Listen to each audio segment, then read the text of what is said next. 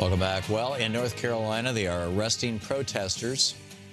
The North Carolina Senate yesterday passed a bill that basically, well, let me give you a little backstory on this. North Carolina's House and Senate, both are controlled by Republicans. And Pat McCrory, who spent 20 some odd years working for, I think it was Duke Energy, big power company in the state, with obviously big bucks from the fossil fuel industry, became governor and passed this bathroom bill and a bunch of other right-wing crazy stuff.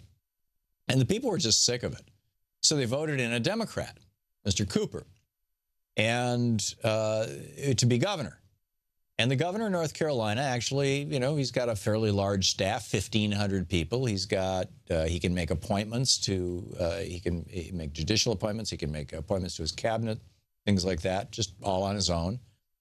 So, it's a fairly powerful position, like most governorships are, frankly. So as soon as the election was certified, as soon as McCrory said, okay, I give up, because he was fighting it over and over and over again. I didn't lose. Okay, I lost. And now Mr. Cooper is going to become governor, the Democrat. The Republican legislature is stripping the governor's office, not just this particular governor, but, all future ones, although they'll reverse it as soon as they get a Republican governor, I'm sure, stripping him of his power.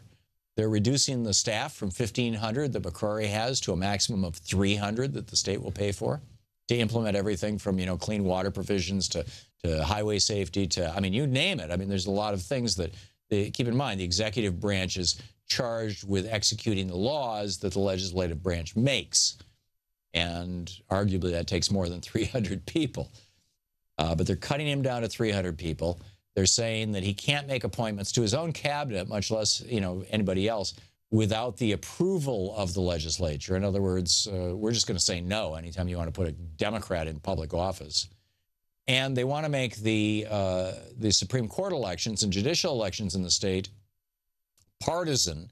So, so the people running for judge have a D or an R after their names. So, and that's one that you can argue a little more, but I'm still very concerned about that. As long as there's money in politics, this is going to be a big problem. So people are protesting. There's, hundreds, maybe thousands of people going to the State House and saying, led in part by Reverend Barber, Moral Mondays. He's been on this program a number of times. The guy's like one of the heroes of democracy.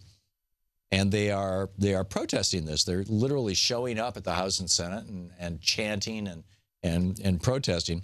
And the current governor, Pat McCrory, is having them arrested, or the legislature is having them arrested. And Governor-elect Cooper says, if I believe that laws passed by the legislature hurt working families and are unconstitutional, they will see me in court. So, but on the other hand, the Republicans have a supermajority in both the House and the Senate. So Pat McCrory, Governor-elect Cooper is going to have a really, really difficult time doing, functionally anything. So keep an eye on North Carolina. This is a state whose demographics are changing rapidly, but by gerrymandering and by this kind of morally indefensible, politically indefensible game playing, the Republicans are nailing down their power and stripping the governor's office of power now that there's a Democrat in office. This is naked partisanship. It has nothing to do with good governance. It has nothing to do with what's best for the people of North Carolina. It has nothing to do with, with the common good or the general welfare or any of those high-sounding values that you will find both in the U.S. Constitution and the North Carolina Constitution.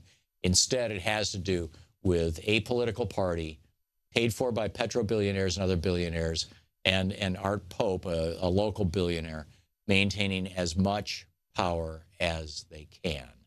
And it's just all about power. And the all about power is ultimately all about money, which is just terrible.